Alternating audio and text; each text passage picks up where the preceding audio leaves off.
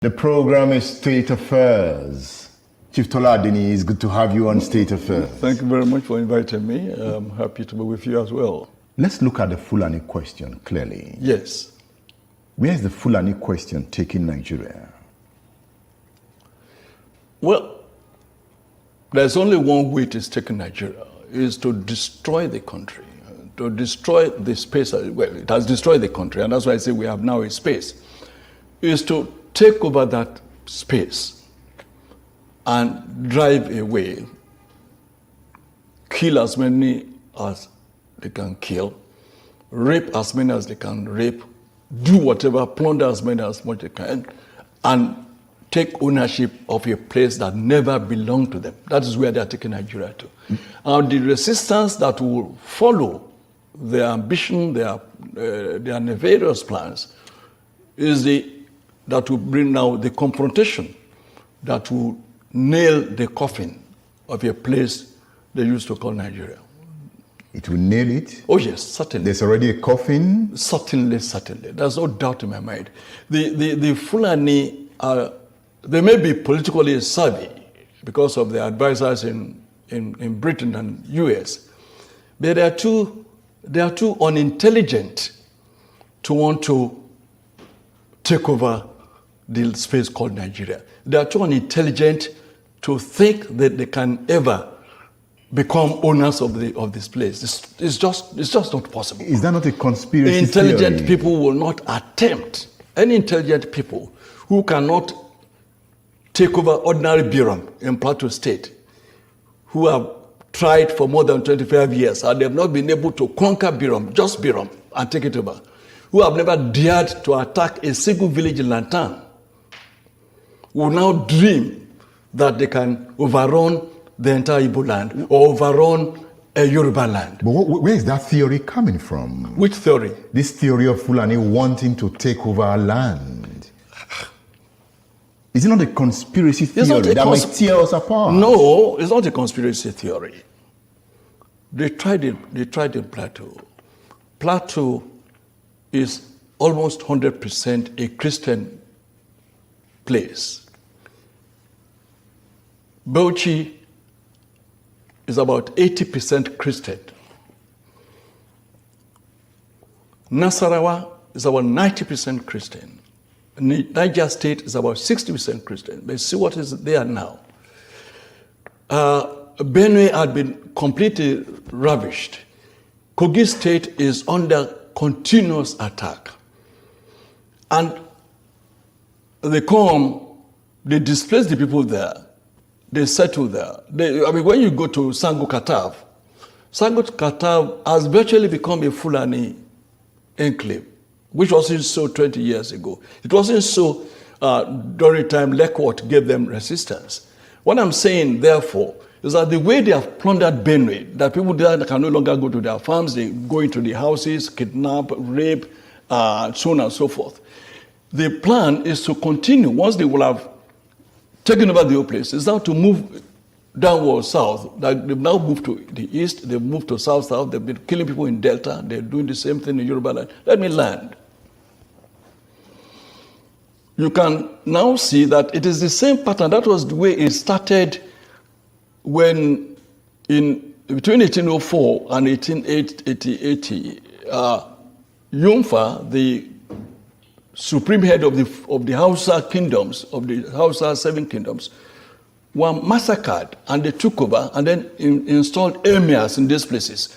And they've not relented. It's the same dream that they want to continue, now that they had a man who had greater sympathy for their cause than they ever had. Then what is unique about the Fulani that gives the Fulani the boldness to make the attempts you have just described, which the Sultan will not agree with you? I know Sultan now, they've now seen, that's what I'm saying, they've now seen that it's not possible, that they're just being stupid and misguided by their few leaders who are selfish and ignorant. Albright, the former US Secretary of State, warned the United States that you are becoming the most hated country in the world because of the way you are behaving. So that's the same way now Sanusi and the general in Sokoto, who is a sultan, they're also warning their people that if you are not careful, the way you are going with this, your madness, you become so hated. What is it that's emboldening you that you continue this murderous journey? Chief Adeniyi, from your analysis, it has been an ongoing process, right? Yes, since 1804. So it's not about Buhari? No, not to do with Buhari. But they found a champion in Buhari when he came to power. When you say a champion, how Yes. do you mean? Because he's the president of he's the patron of the Mietala. So that does not mean he's supporting them. He's just a Fulani man. No. It's just a coincidence. No. Is the head of state, is the one that has agreed to rehabilitation of the so-called Boko Haram people, is the one that has agreed that 1,400 of them be rehabilitated back into the army. What other evidence do you need? What other evidence do you need? But this is not the first time people who fought a war are being taken into the army. It has happened in other parts of the world. No. They didn't fight a war. You cannot talk. We are talking of insurgents. It's not a war. No. Insurgents are different from fighting a war. These are murderers. Even the FARC rebels in Colombia, some of them have been given space to come in. Colombians were not waging you have to make the difference in all these things. Colombia, Biafra, whatever, they were not motivated by a mad project of overrunning people and taking over their land. In Colombia and others, they were fighting majorly on drugs. In Biafra, they wanted to have their own country. It's different from somebody setting out to say, I want to take you out of your number 2 in Bodija and drive you out of your room and your house or your family and go into the bush and take over your family and take over your place. There are not a question of saying people have been fighting wars and they have been rehabilitated. No, this is a different thing. You don't ever rehabilitate insurgents. So how do we counter what is called the Fulani invasion? How can it be countered in the interest of the Nigerian state? The way it's being countered, one of the ways, now the Yoruba are started with their Amotekun. I'm sure even though the Igbo nation agreed that they will, that is their governors, not their people. The governors say, okay, we'll go with community policing, which is still extension of Nigerian police, which is ineffective and compromised. But when they say Indigo, had dissociated themselves from the governors' agreement that they will just do community policing and that they're going to do their own Amotekun or something similar to that. The South is also doing the same. So that is one of the ways they're going to counter this madness. But more than that, whether you have a Amotekun or you have whatever other vigilante or whatever associations you may have that want to fight and so intrusion to their lands, people now are emboldened to claim their lands. Nobody anywhere in Nigeria, even in Katsina, even in Zamfara, even in Nasarawa, nobody now is afraid of the so-called Fulani. And that's why I'm saying sooner or later, it will come to the open. They put veil on the eyes and faces of so many people for maybe 200 years, but that veil has fallen off.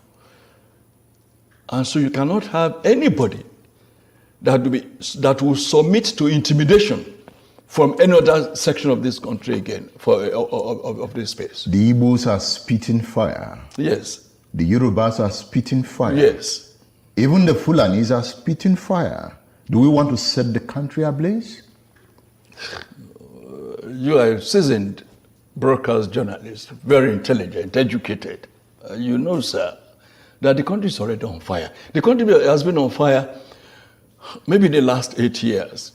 But the fire became more pronounced in the last 4 or 5 years. The country has been on fire. We can douse the tension, can't we? We can douse the tension if just one thing, if those who are sponsoring the aggression can call the aggressors to order. Is the Sultan as influential as he should be? He ought to be more influential it's not as much as I agree with you. Otherwise, they won't be stoning his palace 2 weeks ago in Sokoto. But having said that, the Sultan, to a large extent, is respected beyond Sokoto because a lot of people see him as a bridge builder. A lot of people see him as fairly being level-headed. A lot of people see him as a Fulani Sultan that is reasonable. He has a master's degree. He was general in the Nigerian army. And they expect that he will use his education, exposure, and obeying nature to influence the course of things. So even if he doesn't have as much influence as he ought to have had, I think he can build it up gradually because people like myself, my humble self, tend to see some respectability around him, which we believe can help in galvanizing his people to a path of reason. Some would say that the North is caught up in its past, in the conflict it's created. That's right. It remains one of the poorest zones in Nigeria. The poorest, not one, certainly the poorest. And we're talking about the Northwest here. The poorest in Africa, if you want to say. And if you look at them, has become the zone of conflict. Yes. Even in Nigeria. Yeah. You have bandits in Katsina. That's right. Bandits in Zamfara. In Sokoto. Do you think the leadership of the North now knows that something is wrong with the past? That's what I'm saying. I mean, I'm not talking about leadership, the political leadership. Political leadership, unfortunately, no. Because if they were, I wouldn't expect the man in Plateau supporting Abuja. I wouldn't expect the man even in Taraba supporting Abuja. I wouldn't expect even the man in Katsina, who is currently whose people are paying 1,000 per head to their attackers, to still be praising Buhari's government. But the ordinary folks in these areas are beginning to see reason, and they are not towing the lines of their political leaders. I'm sure if elections had been free and fair, no way Lalong, whatever his name is, could have become governor in Plateau. They would have probably chosen Jeremiah Hosseini. But because we didn't have elections since Buhari came to power, we've had all sorts of people claiming political leadership over their people. And that was what we have. So if you say political leadership, if you say, do they see danger in what is happening? And I say no, it is because the so-called political leadership is not representative of the people in these areas. That's a region that has the largest number of out-of-school children. Yes, again in the world. Not only in Nigeria, in the world. How did we allow this to happen as a country? Because you cannot exonerate the South from the conflict of the Nigerian state. Well, I don't know whether we allowed it. And I'll give you a reason. From the South, Zik won against it in 1964. Obafemi Awolowo won against it about the same time. Even as recently as 6-7 years ago, President Jonathan built almost 200 Almajiri schools in the north to make sure that their children go to school. So what else do you want the South to do? The Southern leadership had always been preaching against this lawlessness, this neglect of your people. They just wouldn't listen because culturally, it pays them to have some people down. In 1984, Professor Jubril Aminu was Minister of Education. Yes, in 1884, in The Guardian. He said, if everybody was educated, if we allow our people to be educated, who will be the gardener, who will be the driver, who will be the cook, who will be the gateman? He said so. And but there's some logic in that. There's no logic in that. You could still be a gardener, be an educated gardener. We have gardeners in UK, we have gardeners in Canada, but they're educated. The secretary of my college lives in a bigger house than I live. And perhaps he was talking about education to the graduate level, to the university level. The husband is a taxi driver. The taxi driver's house is bigger than my own house. And I've been in Canada for 25 years. So you need education, whether you are going to be a tailor. My tailor in Canada has a master's degree. From Nigeria here, I encourage him to come to Canada. He has a master's degree. And he's a tailor. But rather than collect $5,000 here for sewing this, he collects $300 for making agbada in Canada. So you can't say there's logic in what you're saying. I went to Abacha in 1992. I said, let's build modern houses. I brought in what we call the third panel, 3D panel technology from Austria. And I went to Abacha. I said, look, my friend. He said, no, that's not our culture. Our culture is that people should live in huts and live in the villages and live in the bushes. I said, but you are living here in the city of Lagos. Which culture are you talking about? You are brought up in Ibadan. Well, what culture? He said, that's their culture. Insisting on the social structure of society. He said they should be living in their bushes and, and so on and so forth. And now they are running with guns on the street. Exactly. Because those children have been left unattended to. And they are running down south, exactly. Too, because there's displacement in the north. One of my boys, when I was chairman MD of Daily Times, one of the gatemen there told me that a Fulani man, or wherever he came from, he said he had been married 50 times. He was under 40 years of age. 50 times? Yes, and he had more than 60 children. And he does not know where any of the children is.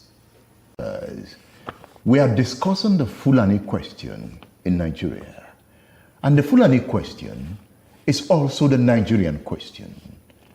I could remember discussing the Igbo question. As you discuss whatever question, other names come into the picture. Looking at the Fulani question again. Yes. It's like it is a warrior tribe. Yes. A tribe always on the mission of conquest. Yes. It's not just the Nigerian problem as we talk. No.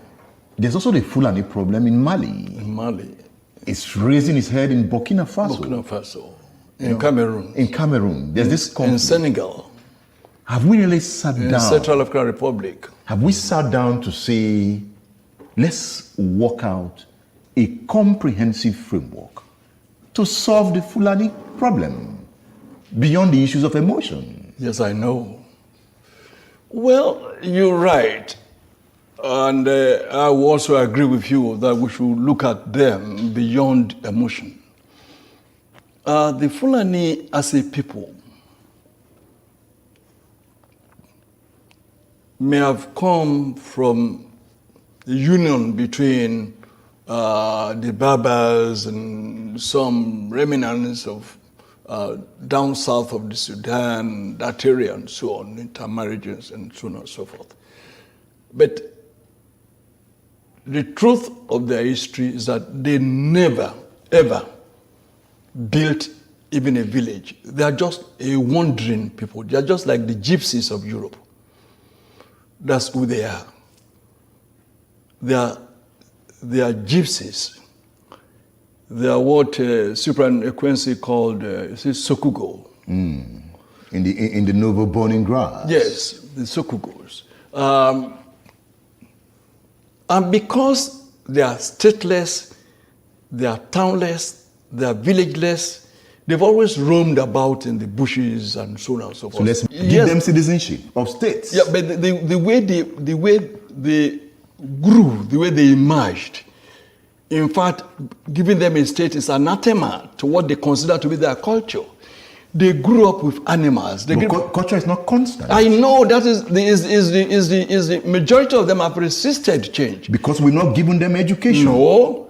There were some of them who were educated, who had opportunities in the countries where they were, but they deliberately, those who emerged and they were educated, preferred having their majority still being underdogs so that they could continue to exploit them and use their state, the state of their being, to take advantage of the larger communities which those who have now escaped from these bushes are now settled. I'll tell you what they're doing. I've just cited the case of Jubril Aminu. And Aminu Kano, a Hausa man, fought this something to ground. He was, Aminu Kano, God bless his soul, or said, look, let us rehabilitate these Fulanis. Let's give them a space. Let them be somewhere. But the thing is that those of them that emerged, like Sadarino, like even Danfodio, not only will they not want to allow the larger communities among themselves to settle down, they would rather just be a minority. When they conquer a place, make themselves the emir of the place and allow their own members to still be roaming the forest. Because they were, those who didn't escape this forest life, they were brought up with cows. They think like cows. They, like somebody observed, they lived in the jungle with snakes, with cobras. So their thinking has never gone beyond that animal level. So when you see them carrying guns, when you see them raping and killing people, that is their mentality, that is the level of their reasoning, that's the level of their development, of their civilization. But Chief, if this persists yes, in a state where we have intelligentsia, yes, is it not failure on our part not to have come up with countermeasures to rehabilitate their minds and use their energy for development? We ought to. We should have. That was why Awolowo wanted to be president of the whole of the country, so I could spread the kind of civilization he brought to the Western region, which Zik also brought to the Eastern region. Which Ahmadu Bello tried to bring to the Northern region. Which Ahmadu Bello tried to bring to the Northern region.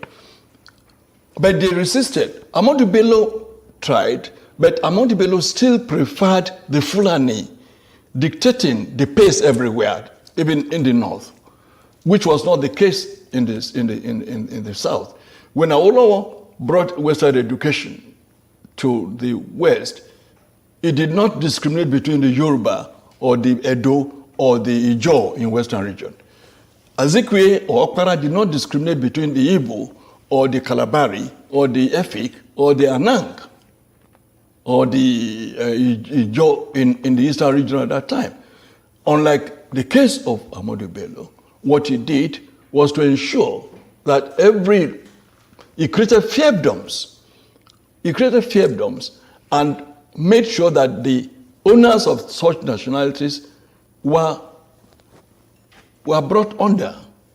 And so they could not influence the global picture, even of the Northern region, which ought to have been. Even the colonialists could not influence the social structures of the North. Because they didn't, exactly, now you are talking, they did not allow it.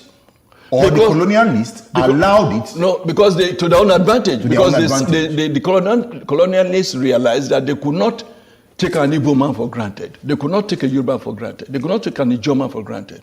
But they found that these people who were more interested, the Fulani were more interested in just preserving their own status quo and allowing the rest of the North to be underdogs, which suited their own philosophy, and which also allowed the British to do their ruling by indirect rule for them. So it paid both of them to be what they were, to remain as they were. And that's why they've remained stagnant. It's not a question of why didn't we create a template to uplift them or to take them out of the woods. It was because, one, they say it is their culture. Two, it pays their leadership, the few that had escaped from the bushes, to subjugate the rest of their people. Is religion a problem here? The average Fulani person is not a religious animal. We have so many friends among them. They drink, they fornicate, they do all the things that all human beings do. So it's not a question of religion.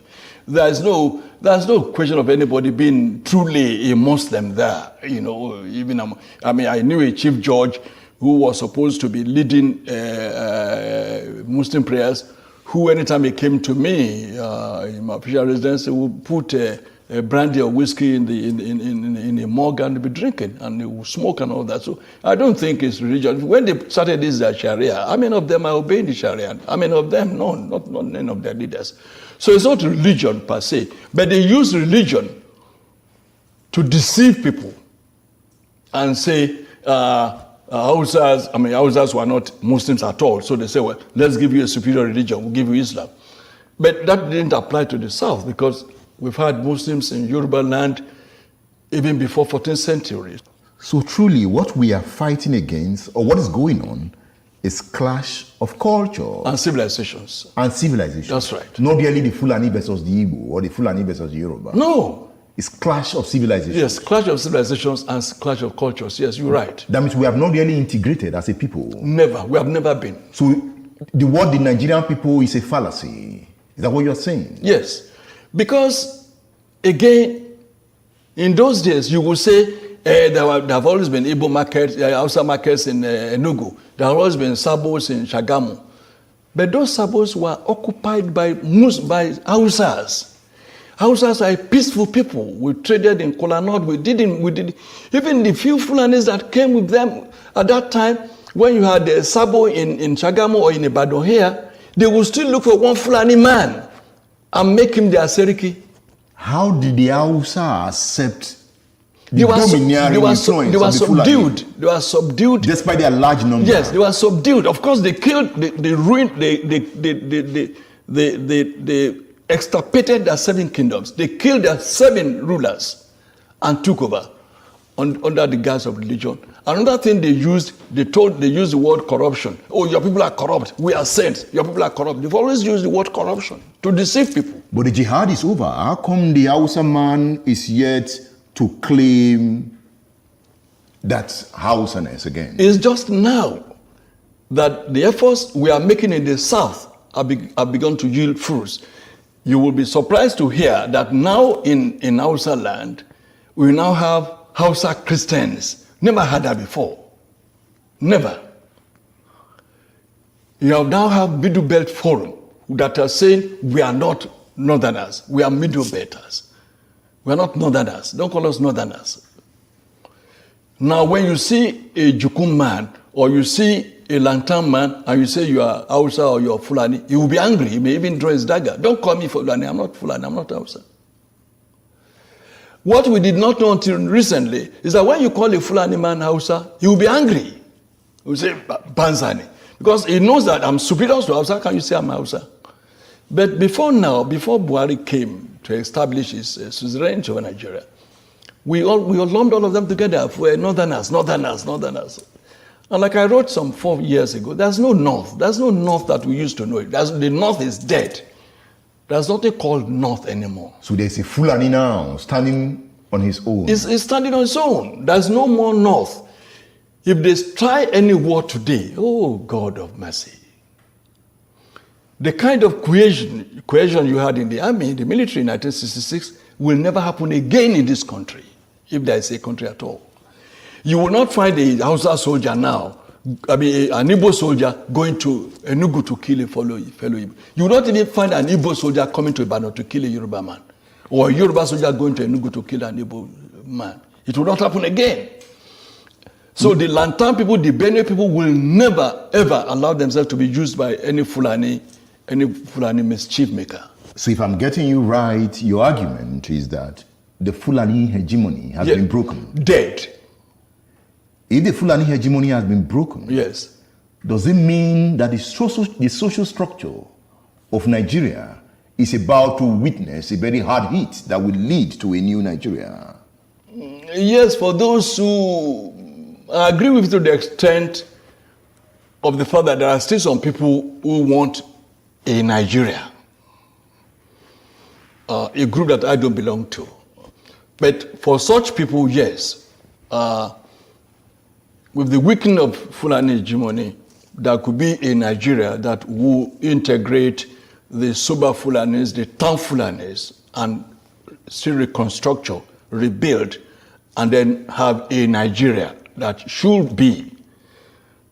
But I, as a person, as Tola Adeniyi, believe that it will take probably 1,000 years to change the mindset of a Fulani person whose philosophy is kill, maim, rape, send away people from their land and let me occupy it. That is the bush Fulani. It is the bush Fulani. Not the town Fulani. Not the town Fulani. And the town Fulani is more in number. No! The town Fulani is less than 1%. How did you get that figure? Oh, go and find out. Let them allow a sense. Who are the town Fulani? There are very few. The ones who have in Abuja. Or the few that dot spaces in Sokoto. I'm sure that you know that Sokoto, as we speak, is not a Fulani town. Is it not? No, that's a mistake we make. Zamfara is not a Fulani town. There are more houses in Zamfara than Fulani. There are more houses in Kano than Fulani. But the Fulani govern. They are in town. They are in charge. Yes, so it's their town. Yes. By subterfuge, by cunning, by crookedness, by all sorts of gimmickry. Or by integration. Not integration, by intimidation. And I said they are politically savvy. What they did to the rest of Nigeria, when they realized that the Fulani in the military, they could no longer use the military to retain power indefinitely. Since they've had power, they had access to the treasury, they say, oh yes, Edmund is from the east, or wherever, brilliant man. He may likely oppose us and contest with us and rival us. Let's make him an ambassador. Let's give him an oil block. Let's make him a billionaire. We padlock his mouth. Let's get an Abiola. Make him a billionaire. Let's get this. Let's get that. And make them big.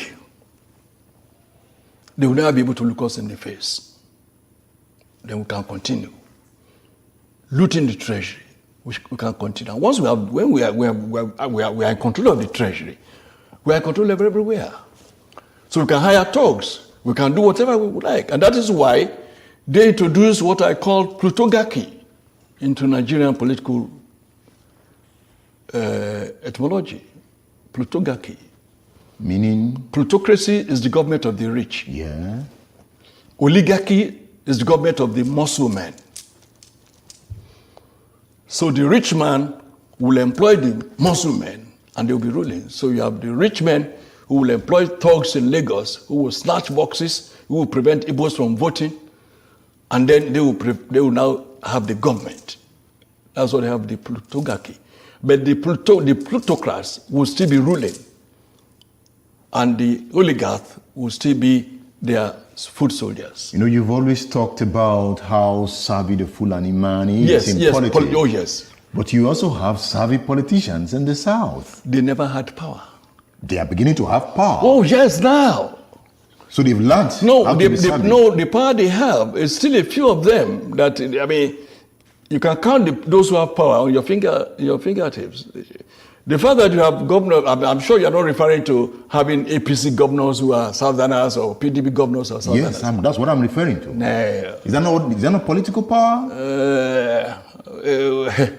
When you are a governor and you cannot give order to your chief security officer, you cannot command a commissioner of police in your state. You are a governor, you cannot pay your judges. You know, judges are being paid in Abuja. You know now that the salary of NTA staff, Nigerian Television Authority staff, all over Nigeria, their salaries are being paid straight from Abuja. You are a director of NTA in Enugu or NTA in Abeokuta. You cannot pay this. You cannot pay the salary of your staff from your office. Which power do they have? That they have to go to Abuja every month to collect dues to pay their salaries. So when we say some of them have power, you have some who have occupied position of power, but they are still just in office. It's only a few of them that are now trying to assert themselves to return, because now they've been pushed to that level by their people. Look at the case of Amotekun now. God save the soul of any Yoruba governor that will publicly go to the street and say, I don't support Amotekun. He knows that his parents will be killed. He knows. No Yoruba governor will publicly say, I don't support Amotekun. Now, before we round off, there is the Fulani question. Yes. There is the Igbo question. Yes. And there is the Yoruba question. Yoruba question, yes. We have been discussing the Fulani question. Yes, sir. If we don't resolve these questions, we'll go our ways, right? Yes, certainly. But we can answer these questions and build a one Nigeria that you don't want. It is possible. Nothing is impossible, but it is difficult. Difficult in the sense is that by character, by pedigree, by culture, by level of civilization, we have one leg amongst these legs that believes in domination, that believes that others are inferior, they are infidels, and their own concept of their own religion tells them that these infidels have no right to live, to exist. Their belief can be changed if they are engaged. Hitler had that belief. Hitler was not, it wasn't a spiritual or faith. It's just a belief. We are not talking about faith. Faith is very emotional. Faith is very fundamental. Those who believe in God, it's very difficult to stop them from believing in Despite God. this belief, we've been together since 1960. I know. They did not, they had power, and the rest of the country allowed them to continue in the hope that it will change. But when you now had the great poverty in the north, you now had all these Amajiris and have all these insurgents and all those, built up, that people now begin to say, no. So that might be the shock that will create the change. It might. I'm not saying it is impossible. I only say it's difficult. It's possible that the 4 million or thereabout Fulani who are terrorizing the rest of the country, it is possible for them to have a change of heart. It is possible. There's nothing impossible. If that happens, it will be a great day. But I don't see it happening, and I don't see it coming. What I see coming is that, like a people who are deaf and dumb, they want to pull the pillars holding a building on themselves and collapse. Teacher Bento has spoken, right? Busola Babel. Yes, Busola Babel. Busola Babel. Yes. Nguyem Tol. Nguyem Tolni, Nguyem Kauki, those are my names. Abba Sahid. Abba Sahid, yes. Pseudonyms. Yes. You've always been on the fire line. Well, in my own small way. Making your point. Yes, sir. Contributing to national development. Yes, sir. Yet not wanting power. No. I don't want power. I don't need it. You don't like power. Influence is better than power. Weep no child, Ngugi Watyongo. Yes. I made it into a play, a television play in 1967. And we have children still weeping here. Your artistic spirit will not die, right? Amen. You continue to write. Yes, as long as I live. And you will continue to be blunt. Forever and ever. Will you write another big book? Yes, in the Belly of Vampires is about double this size. This is 1,300 pages. In the Belly of Vampires is 2,000 plus. This weighs 5 kilograms. That one is going to weigh 10 kilograms. We need to use our car to come pick them. Carry them on our heads. That's right. Are you sure we can hold them to read them? You don't like us holding your book. It must be on a table. That's right. That's why they are big. Yes. You wrote, look at what you wrote here for me. Yes. You want to read it, or I read it? I said with profound affection and admiration to Edmund Obilo, a phenomenal broadcast journalist, an iconic polemicist, uncompromising public speaker, fiery visionary and revolutionary, with unimpeachable integrity. Thank you, sir. Thank you. I appreciate you, sir. You're welcome. Thank you for featuring on State Affairs. Thank you so much. Thank you. You're appreciated. Thank you. I've been discussing with Chief Tola Adeniyi. I am Edmund Obilo,